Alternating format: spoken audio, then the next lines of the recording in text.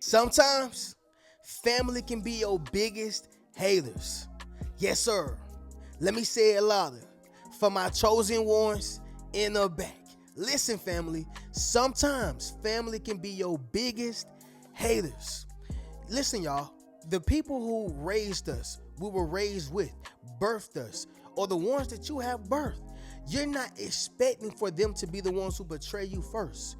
We expect for the person who we don't know to betray us. But oftentimes, y'all, it is a stranger who's going to bless you first. Somebody drop in the comments and say a stranger will bless you first. Yes, sir. Make sure you drop in the comments, family, and say a stranger will bless you first. Oftentimes, y'all, these celebrities or people who are high profile and they became super successful and now they're able to tell their story, not only on social media, but on Oprah and these big platforms and the Tamron Hall show, right? These individuals all have something in common. Family were the ones who betrayed them first. Almost every single celebrity I know, in order for them to get to the top, outside of my what you call it, y'all, my people who have conspiracies, they sold, okay?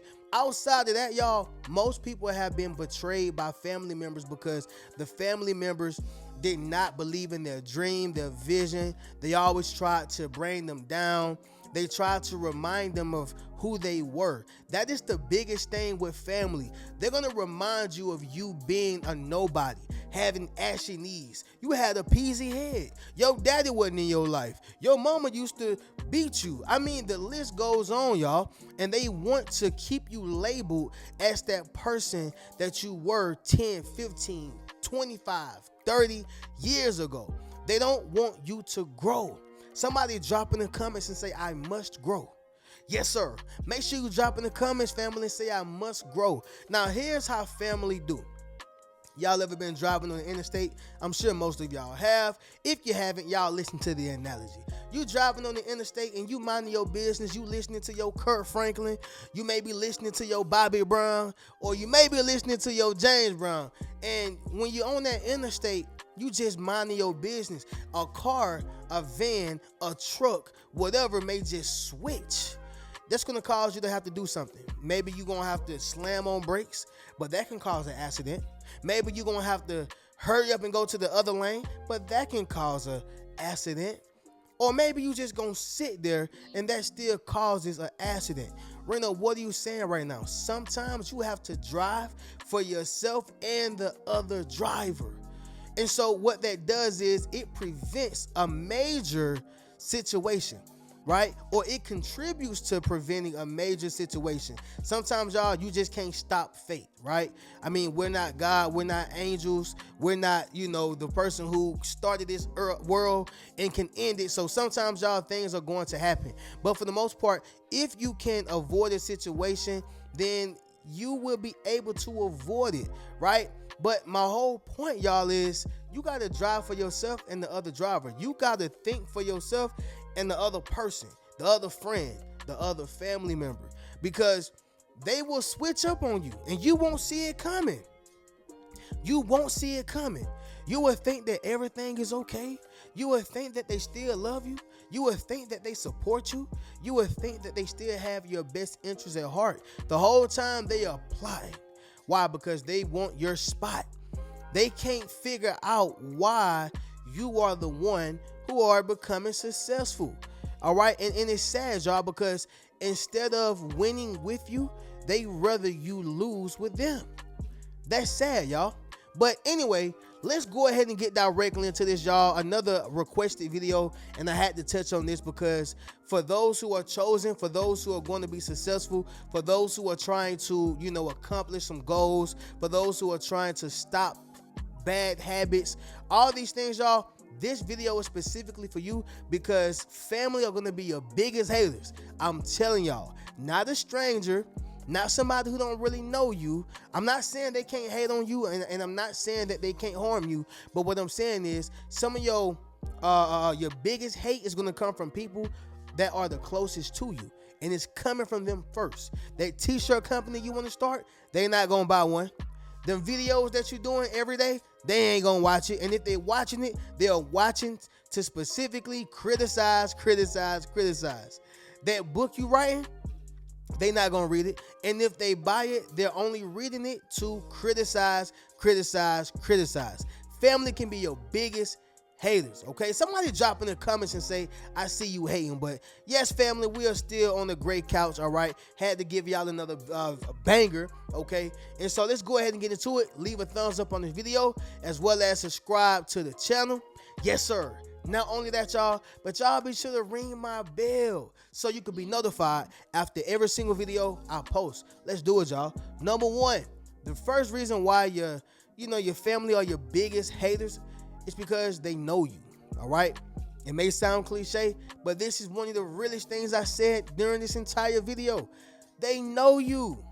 Can you imagine a person who was known to be a drunk, stink as a skunk, homeless on the street, and people, always looked at them as somebody who was this small, and out of nowhere you see them on television.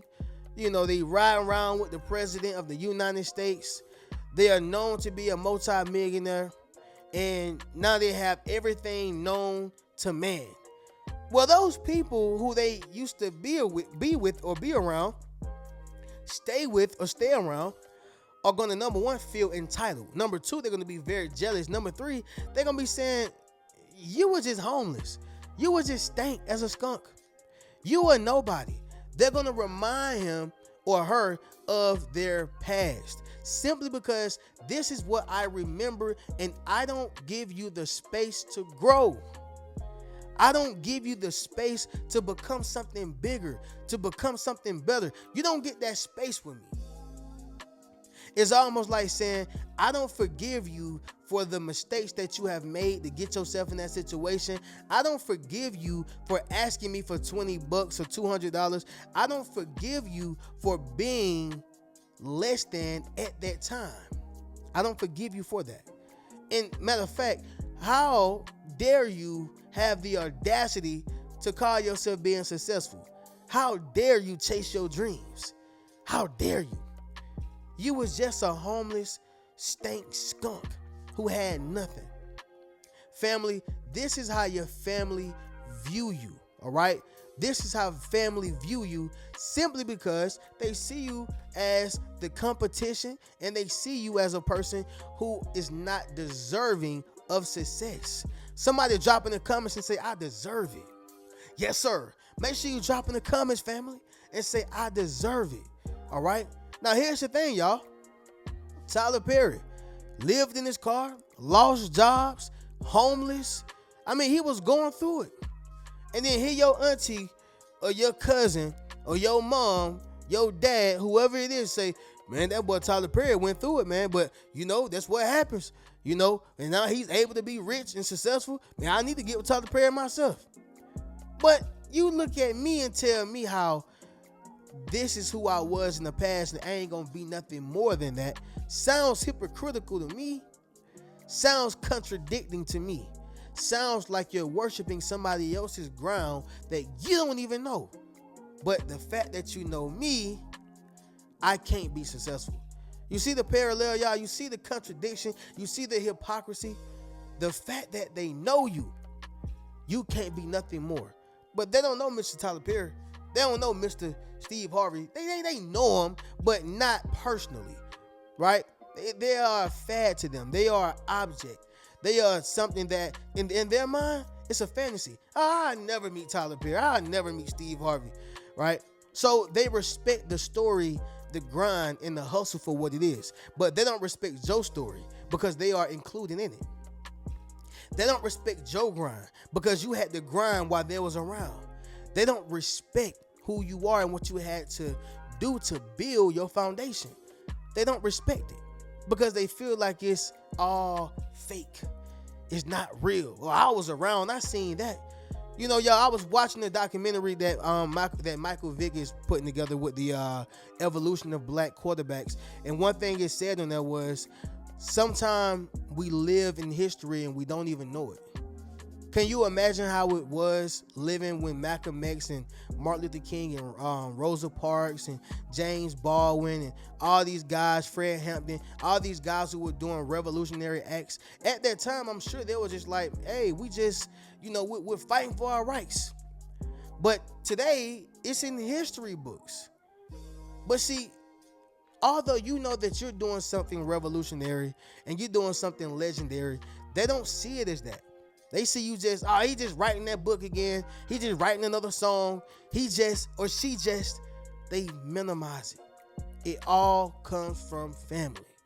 Make sense of what I'm saying, y'all? Drop in the comments and let me know. Number 2, y'all, they have the if not for me, then not for you syndrome. Let me say it louder. For my chosen ones in the back. They have the if not for me, then not for you syndrome. I would love to explain. Now, what that simply means is, y'all, let's just say they didn't have their father in their life, right? They didn't have their mother in their life. And all of a sudden, daddy decided to come around and he wants to be a better father. Mommy decides to come around. She wants to be a better mother.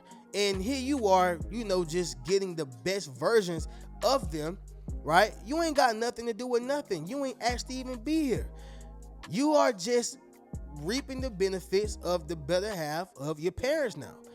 But that first kid kind of went through it because it was trial and error. They were still young. They still wanted to do what they wanted to do.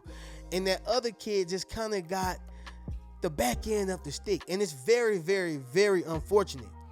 But it's not for that other kid to take it out on their younger sibling.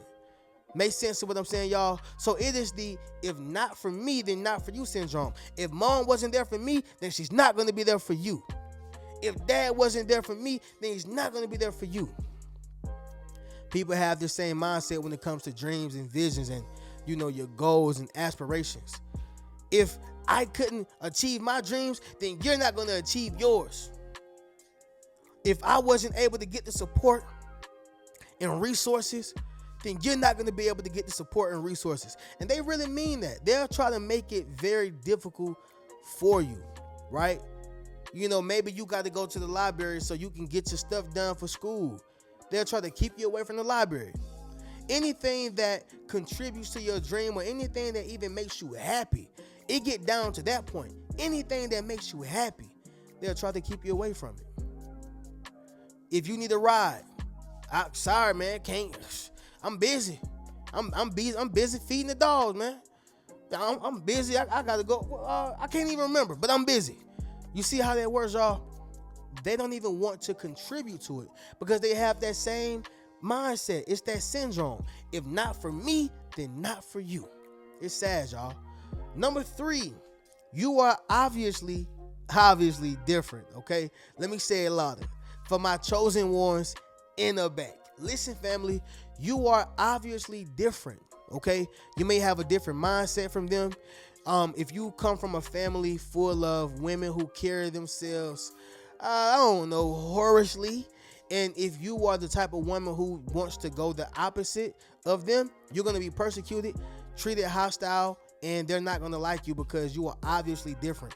They're going to try to convince you that you are just like them, but really you're not. And they know that, but that's a form of manipulation. It's a manipulating game, right? If you're not the traditional type of person, male or female, meaning I'm not going to do it just because you said granddaddy did it. I'm not going to do it just because you said granny did it. I'm not going to do it just because you said that mom, whoever did it. I'm going to do my own research and study while we study this religion. I'm going to do my own research and figure out why we're going north instead of south. In other words, I'm not a yes man, and I'm not just going to keep saying yes because y'all told everybody else yes, and this is the tradition they pass down to you. Traditionalism is big. Somebody drop in the comments and say, I won't follow tradition. Yes, sir. Make sure you drop in the comments, family, and say, I won't follow tradition. Traditionalism is big. Why you do it? Because great-granddaddy did it. Well, why did great-granddaddy did it? We don't know. And so they pass down bad habits, bad traditions, right? And you don't know why you do it. You don't know why you eat the meat you eat, why you eat the fruit the fruit you eat, the food you eat, period. You don't know why. All you know is that somebody told you this is what you should do. Follow what I'm saying, y'all? Just like the movie Coming to America. Eddie Murphy didn't want to find his wife like that. He said it was fake. If I tell her to bark like a dog, she gonna bark like a dog. If I tell her to fly like a bird, she gonna fly like a bird. Whatever I tell her to do, she's gonna do it because of traditionalism. You're supposed to please your husband. He didn't want that. He wanted a woman who would tell him no, or a woman he could debate with, a woman who had a mind of her own. So he was obviously different. In the beginning, his father was like, what are you doing? I've already planned your life out for you. What are you doing? Make sense of what I'm saying, y'all? So when you are obviously different, your family will hate you. They will not like you. They will think that he think he the best one, or she's the best one. They think that they are above the law. The last time I checked, y'all, we got God's laws and we got the laws out here to keep you from going to prison. Right? Ain't no family law. Ain't no family law. It don't exist. So I can operate the way I want to operate as long as I'm not harming others or harming myself. Okay? You are obviously different. You got a different mindset, a different spirit, different beliefs. Okay? And you're moving in a different way. Maybe you want to be the first multi-millionaire in your family. There's nothing wrong with that. Right? Your family may be teaching you it's wrong to be rich and wealthy. No, it's not. In that case, why do we all spend 12 hours, 10 hours, or at very minimum 8 hours on the job every day to get pennies? I'm sure if they could figure out a way to make more money, they would do it. I'm sure of that, y'all. But you know what? They haven't found that way. But you have the mindset and the wisdom of understanding that, hold on, the wealth of the wicked is stored up for the righteous. And if I'm righteous, that means that God wants me to be wealthy, baby. But y'all told me that it was evil. Traditionalism. Family would be your biggest haters, and they're going to try to stop you from anything that is different from what they do. Point blank, period. Number 4, y'all, they don't understand why you. Okay, they don't understand why you. Somebody drop in the comments and say, because I'm chosen, right? Make sure you drop in the comments, family, and say, because I'm chosen. Man, don't it feel good to be chosen, y'all? Don't it feel good to be elected? Don't it feel good to know that you are different from the others, man? Whether it's people on your job, friends, of course, family. But don't it feel good to be different? You are chosen. And this is the problem that has them unsolved. Why you? You went to jail. You didn't finish college. You didn't finish school. You dropped out. You had a baby out of wedlock. You were dumb as a sack of rocks. You didn't have your dad. You ain't have your mom. I had more than you. So why you? You were considered to be ugly. You was bullied. All these different things. But you was raped. You didn't have the resources. Right?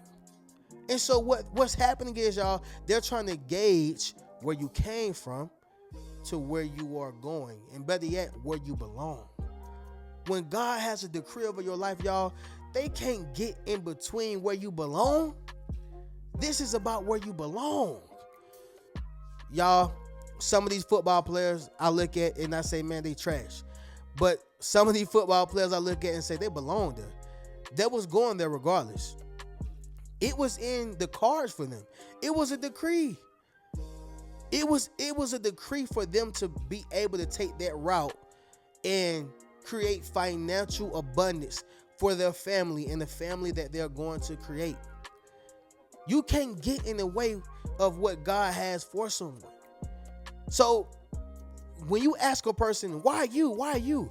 You're asking God, actually, God, why did you choose him? Or why did you choose her? And he don't like to be questioned. Never question God. Never question his ability. For our understanding is not like his. Make sense of what I'm saying, y'all? Drop in the comments and let me know. They don't understand why you. But it is because you're chosen. No matter what you don't have. No matter where you've been. It is about where you are going. But more importantly, where you belong. Number 5, y'all, the last one is you have a bright light. Okay, you have a bright light. I've been speaking about that light, y'all, for years, and I'm gonna keep talking about it. But you have a bright light, y'all. Like when you smile, you light up the room. Okay, when you smile, people know that you are there. You are a bright soul. You know, you can tell certain people who have that dark spirit about themselves, a dark soul, whether they are depressed or whether they just are evil people. You can see the spirit on them. But it's something about you that just brights up a room. This is what family can't stand. Maybe when you come around family, you always smiling, you always laughing, you always telling jokes, you have a way to a person's heart. You are a natural charmer. That is who I am within my family, right? Like, I had a battle with myself. I was like, man, I'm gonna stop going around and stop laughing and stop smiling, and I'm gonna just be very just stoic, just like everybody else. But I had a conversation with myself. I said, man, don't change who you are for nobody. For nobody. If you are jokes to tell your jokes, Reno, if you are a person who like to smile, I love to smile, y'all. As y'all can see, I love smiling. But don't look at that as if, oh, they think I'm weak, they think I'm lame, they think, no. If you can't be who God created you to be, family or not, you are in the wrong room.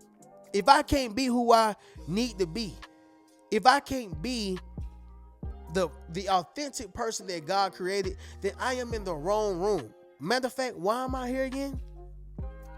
And so that's the mentality I developed. If I gotta dim my light to make you feel brighter or to make you feel better, I don't need to be around you, family or not. So this is why family will be your biggest haters, because you have a light that they can't turn off. No matter how they remind you of how you used to get beat up, peed in the bed, had ashy legs and ashy knees, boo-booed on yourself. I hope that didn't happen, but still, y'all, that's the point. They try to remind you of who you was, and it never works, right? Family will be your biggest haters, y'all. The people you confide in and you consoled and you uplifted them and motivated them, you helped them out, they was waiting on your downfall so they can lay it all on you about what you don't have, who you're not, what you can't be, what you should be doing. And what hurts the most is you consoled them when they was going through something similar or even worse. But family are your biggest haters, y'all. Sometimes you do have good families. I don't want to make it seem like this is all the time and you can't have good family. Nah, family, it's good people out there, but for the most part, y'all, family will be your biggest haters, and that's where most of your envy and jealousy will come off or come from, especially in the beginning, y'all, of your success. But anyway, y'all already know how we do. Y'all will catch me in the next video, but of course, y'all be sure to book that one-on-one session with me. It is a limited time offer only. Y'all enroll into my social influence course, as well as get any one of those Yes Sir t-shirts. Get any one of my books and check out any one of my Yes Sir hoodies. I'm gonna catch y'all in the next video. Y'all keep a rich mentality. Peace.